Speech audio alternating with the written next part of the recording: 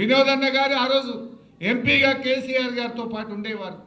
దేశంలో 33 రాజకీయ పార్టీలను ఒప్పించి లేఖలు తెచ్చి ఆనాటి యూపీఏ ప్రభుత్వం ముందు పెట్టి తెలంగాణ ఇస్తరా ఇవ్వరా అని ఒత్తిడి పెంచిన నాయకుడు కేసీఆర్. ఇవాళ చాలా మంది మాట్లాడుతున్నారు, అసలు త్యాగాలకు మారు పేరు కేసీఆర్.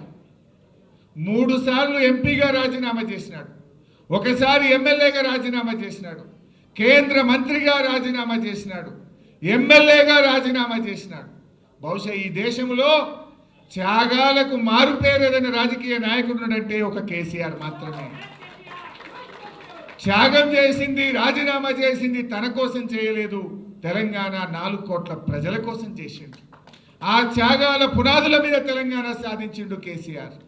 ఇవాళ ఎవరెవరో మాట్లాడుతున్నారు కేసీఆర్ మీద. ఇవాళ మాట్లాడుతున్న రేవంత్ రెడ్డి ఆ రోజు మలిదశ ఉద్యమంలో డిసెంబర్ 9, 2009 తెలంగాణ వచ్చింది.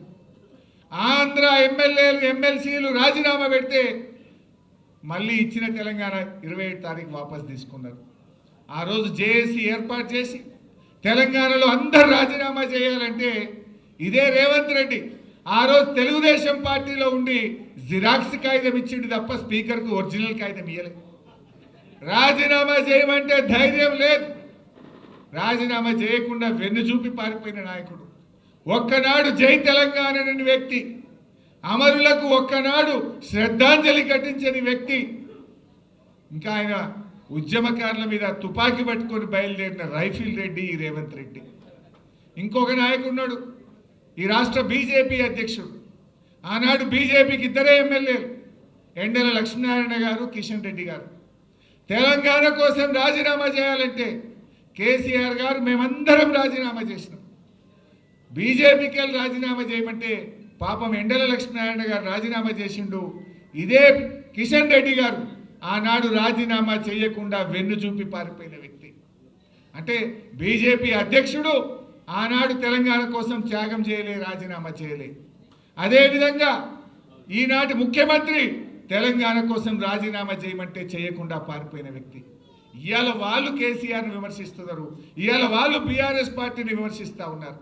బీఆర్ఎస్ఏ లేకపోతే, కేసీఆర్ఏ లేకపోతే 14 ఏళ్ళు ఈ పోరాటాన్ని కొనసాగించుండకపోతే, ఆమరణ నిరాహార దీక్ష పట్టుండకపోతే ఇవాళ తెలంగాణ వచ్చునా ఒక్కసారి గుండె మీద చేసుకొని ఆలోచించాలని కోరుతాం.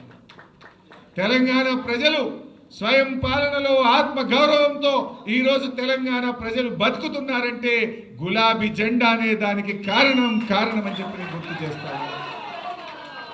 ఈ గులాబీ జెండా పుట్టుండకపోతే ఇవాళ స్వయం పాలనలో ఆత్మ గౌరవంతో తెలంగాణ ప్రజలు బతుకుండే వల్ల.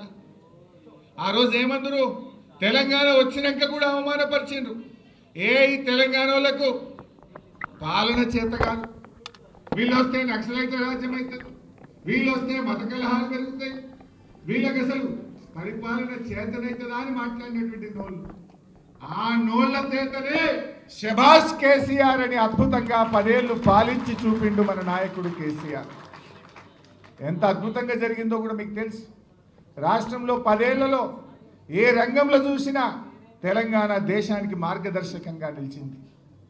ఆనాడు కేసీఆర్ అభివృద్ధిలో ఈ రాష్ట్రాన్ని అగ్రగామిగా నిలిపితే ఈనాడు రేవంత్ రెడ్డి అబద్ధాలలో అగ్రగామిగా ఈ రాష్ట్రాన్ని నిలుపుతా ఉన్నాడు.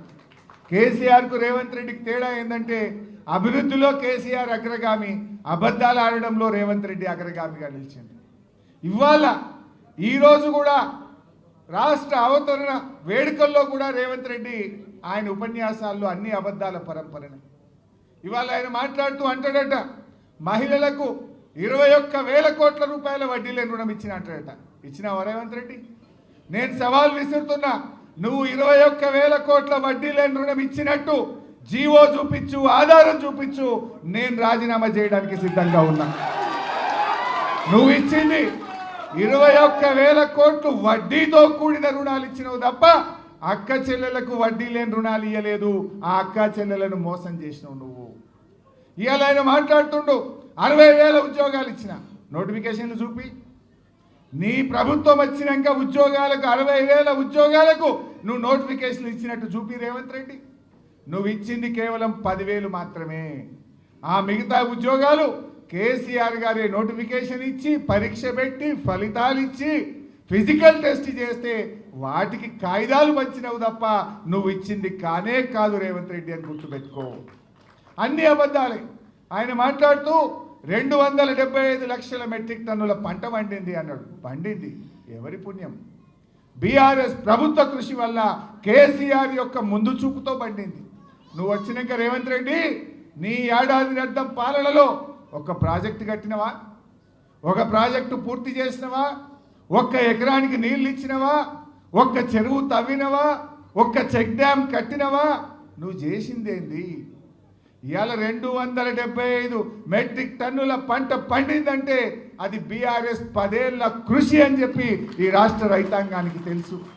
మిషన్ కాకతీయలో చెరువులు బాగు చేసినాం, పెండింగ్ ప్రాజెక్టులు పూర్తి చేసినాం, కాళేశ్వరం లాంటి మెగా ప్రాజెక్టు కట్టిండు కేసీఆర్, అనేక చెక్ డ్యాములు కట్టిండు కేసీఆర్, కాలువలకు చెరువులను అనుసంధానం చేసిండు కేసీఆర్, రైతు బంధు పెట్టిండు, రైతుల కోసం బీమా తెచ్చిండు, రైతులకు సకాలంలో ఎరువులు ఇచ్చిండు, ప్రతి మండలానికి గోడౌన్ కట్టిండు, విత్తనాలు ఇచ్చిండు, పండిన పంటంతా కొని రైతులకు ధైర్యాన్ని కల్పించి ఇవాళ ఈ రాష్ట్రం వరి ధాన్యం ఉత్పత్తిలో దేశంలో నంబర్ 1 అయిందంటే అది కేసీఆర్ ప్రభుత్వ కృషి. నువ్వు 275 లక్షల మెట్రిక్ టన్నుల పంట పండింది అంటున్నావు. ఏం చేసినావు రైతులకు ఒక్కటి చెప్పు. ఒక చెరువు తవ్వితేవా? ఒక ప్రాజెక్టు పూర్తి చేస్తేవా? ఒక ఎకరానికి నీళ్ళు ఇస్తేవా? నువ్వు చేసిందేమున్నది? రైతు బంధు ఎగ్గొట్టినవు, రైతు బీమా బంధు పెట్టినవు. నువ్వు చేసిందేముంది? చారాణ రుణమాఫీ చేసినావు, బారాణ రుణమాఫీ ఎగ్గొట్టినవు. ఇంతకు మించి నువ్వు రైతులకు చేసిన ఒక్క మంచి పని ఉంటే చెప్పు. ప్రపంచంలో ఏ మూల ఏ క్షణం ఏం జరుగుతుందో వేగంగా తెలుసుకోవడానికి తొలి వెలుగు వాట్సాప్ ఛానల్ని ఫాలో చేయండి.